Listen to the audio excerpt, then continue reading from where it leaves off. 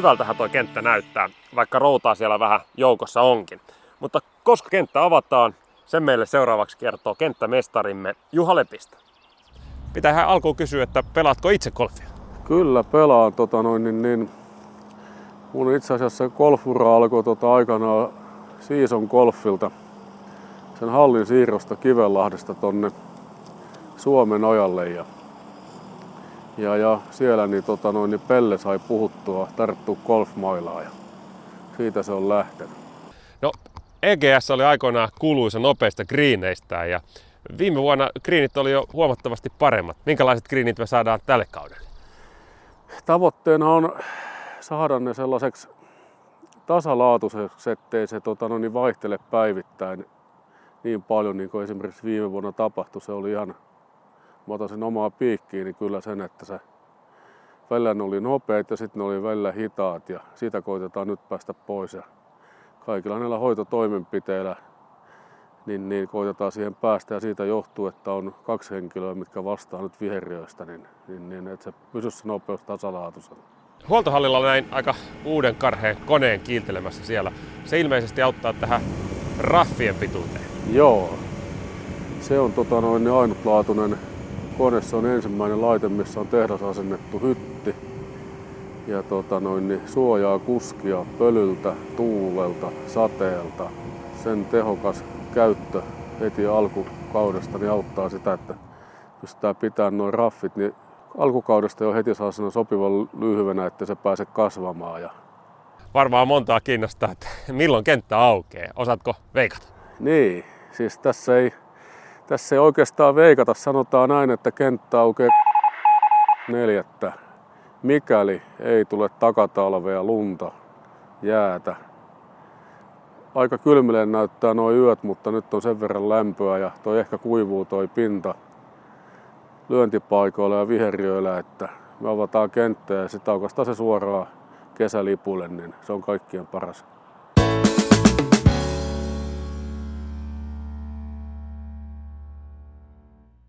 EGS on sertifioitu laatuseuraksi. Mitä se tarkoittaa? No, laatuseura tarkoittaa sitä, että Golfliitto näkee meidän toiminnan ensinnäkin laadukkaaksi, eli puhutaan junioritoiminnasta. Siinä on 3 kriteeriä. Ensimmäinen on se, että toiminta on ympärivuotista, eli harjoitellaan ympäri vuoden junioreiden kanssa. Ja toinen asia on sitten se, että meidän treeneissä painottuu sekä lajiharjoittelu että fyysinen harjoittelu, eli molemmat puolet on mukana. Ja sitten 3. asia on se, että halutaan edelleen kehittyä junioriseurana, eli ei seistä paikallaan, vaan halutaan, että juniorit saadaan lisää ja treenit paranee. Hyvä me. Kyllä.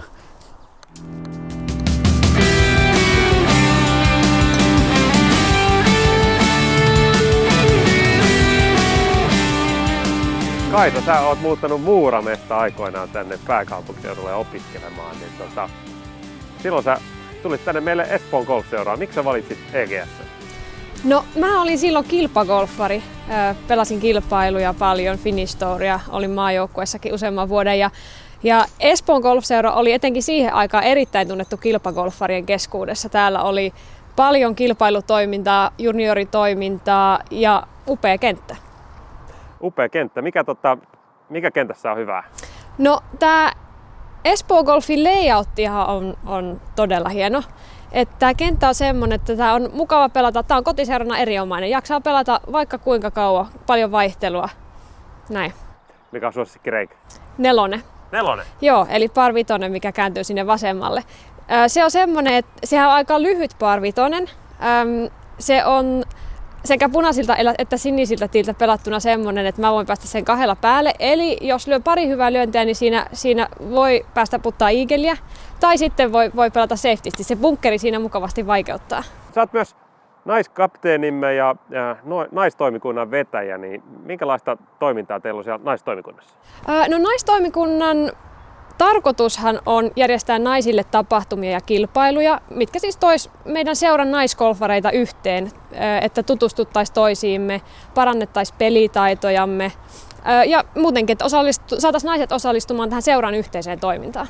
Okei, no Entäs mihin suuntaan sä haluat viedä henkilökohtaisesti? Mitä sä toivoisit, että tapahtuisi naistoimikunnassa? No ehkä tärkeimpänä juttuna se, että mä toivoisin, että tulisi uutta porukkaa mukaan, uusia jäseniä, uusia kasvoja, rohkeasti sinne kaikki vaan mukaan.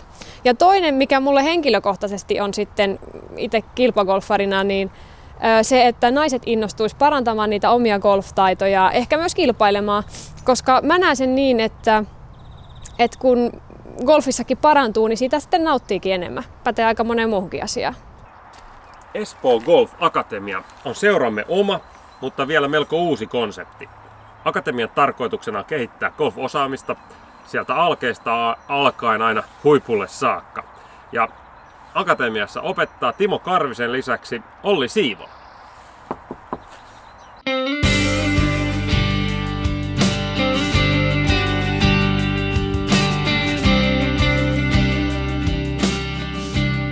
Olet aikaisemmalta ammatiltasi hävittäjälentäjä. Mitä yhteistä on hävittäjälentämisessä ja golfissa? No nyt laitetaan aika paha, harvoin kysytään tällaista. Mitäs mä sanoisin? Siinä on varmaan tiettyä systemaattisuutta ja toistettavuutta, jos ajatellaan vaikka lyöntiin valmistautumiseen tällaisiin asioihin, niin lentämisessä sitten kyllä samat asiat vaan tavallaan orjallisesti toistuu. Sitten ehkä toisaalta niin semmoinen paineensietokyky, että stressitilanteita on niin kuin monenlaisia, monia eri hetkiä ja kyllä golfiskin niin ratkaisuputti tai tärkeä lyönti, niin kyllä se eri tavalla niin kuin tuntuu ja sen tilanteen käsittely pitäisi olla niin kuin hyvällä tasolla, että sitten ei siitä tule niin kuin rasite. Ja kyllä sitten siellä hävittäjän ohjaamossa ja oli vikaa koneesta ja huonot kelit, polttoaineet vähissä, niin kyllä se tietyllä lailla aika kuormittava tilanne on, mutta sitten vaan niin kuin mitä kovempi paineen tilanne, niin sitä tavallaan maltillisemmin pitää niin kuin toimia ja niiden totuttujen rutiinien niin kuin kautta tai niiden avulla. Ehkä jotain tällaista tulee mieleen. Yllättävä kyssäri, ei ole kysytty kyllä koskaan. Sinä ja Timo, minkälaisia palveluita tarjoatte nyt täällä tänä kesänä? No meillä tavallaan tälle kesälle ei tule nyt varsinaisesti suuria muutoksia verrattuna viime kesään. Ehkä on hyvä kuitenkin avata nyt, että ihmisille tulee ylipäätään tietoa, mitä me tehdään.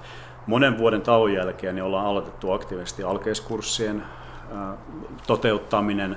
Ja sitten meillä on tämmöisiä treeniryhmiä, eli toukokuusta syyskuuhun pelaajat voi niin kuin tulla mukaan tämmöiseen systemaattisen suunniteltuun harjoitteluun, ja meillä on erilaisia tämmöisiä klinikoita sitten esimerkiksi, ja tämän tyyppisiä juttuja, ja halutaan tarjota niin kuin erilaisia palveluita, sisältöä erityyppisille asiakkaille tai heidän toiveiden mukaan. Timollahan on huikea kokemus ja ammattitaito tämän lajin opettamista, valmentamisesta, ja sitten hänellä on enemmän niin kuin prioriteetti siellä, sanotaanko taitavempien, kokeneempien pelaajien kanssa. Mulla on sitten enemmän tätä niin kuin perustyötä, just alkeiskurssit ja lajin innostaminen ja tällaiset asiat. Eli samalla kaavalla aika pitkälle mennään kuin viime vuonna, ja nyt vaan saatiin mun mielestä hyvä alku ja hyvälle mallille viime vuonna, hyvää palautetta. Ja toki nyt kun en tunne ihmisiä, on täällä uusi naama, niin kuin ehkä ei Timokaan, mutta että mitä ollaan kuultu viime kesän aikaan, niin hyvin niin kuin hyvältä on se palaute kuulostanut, mitä ollaan saatu. Eli varmaan ihan oikealla polulla, mutta parannetaan ja lisätään ja jatketaan nyt samaan malliin, niin eiköhän tämä tässä vielä vuosien varrella niin homma sen kun paranee.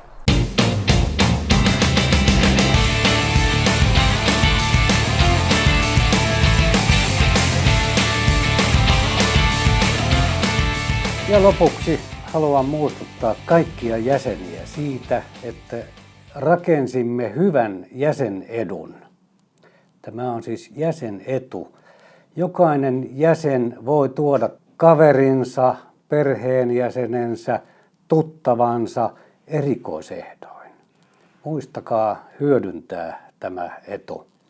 Edun sisältö löytyy kotisivuilta. Ja toivon mukaan mahdollisimman moni tuo uusia jäseniä seuraamme. Tervetuloa ja oikein hyvää pelikautta 2016. Loistava jäsenkampanja siis menossa, ja pitää muistaa, että seurajäsenet saavat heti pelata. Ei kysellä tasoituksia eikä green card-kursseja, vaan jos olet seurajäsen, niin tervetuloa ja menoa vaan pelaamaan. Mutta vielä ei ihan kenttää auki, mutta pian se on auki, ja ensi kerralla tiedetään ehkä nimi myös tälle ohjelmalle. Vielä sitä ei ole keksitty. Hyviä ideoita on tullut, muun muassa Ykkösellä ojaan tai Jokivarren uutiset, ne oli mun mielestä hyviä, mutta jos keksit paremman, niin laita nimiehdotusta tulemaan. Seuraavaksi vähän tärkeitä päivämääriä ja tulevia tapahtumia. Moikka!